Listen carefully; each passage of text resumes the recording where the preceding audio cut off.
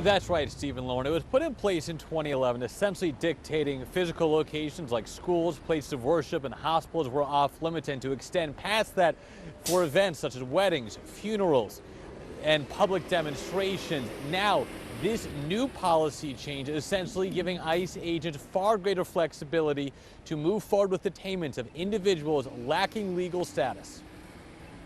In a statement from the Department of Homeland Security, a spokesperson wrote in part, "Criminals will no longer be able to hide in America's schools and churches to avoid arrest. The Trump administration will not tie the hands of our brave law enforcement and instead trust them to use common sense." I want a community where people who are my neighbors feel comfortable going to the hospital, taking their kids to school, reporting crime to the police without fear of somebody checking their documentation status or ICE being there to arrest and deport them. Isaac Villegas formerly served as a pastor of a congregation which previously provided shelter to an immigrant lacking permanent legal status during Trump's first term. We weren't sure what his administration would do.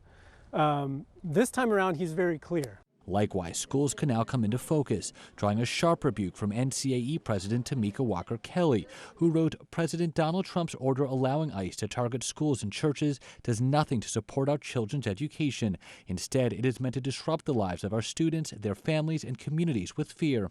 This is one of several immigration-related moves the Trump administration has taken in its first few days in office, a topic of conversation during the confirmation hearings of Agriculture Secretary nominee Brooke Rollins. President Trump ran and was overwhelmingly elected on the priority of border security and mass deportation. He and his team are, I'm assuming, currently putting in place the plans to begin that process, of course, first with those who have committed criminal offenses once they have been here.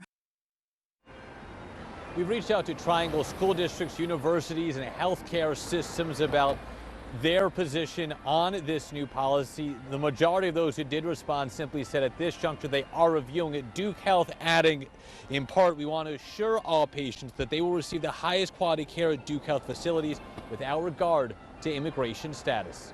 I'm Michael Perchik, ABC 11 Eyewitness News.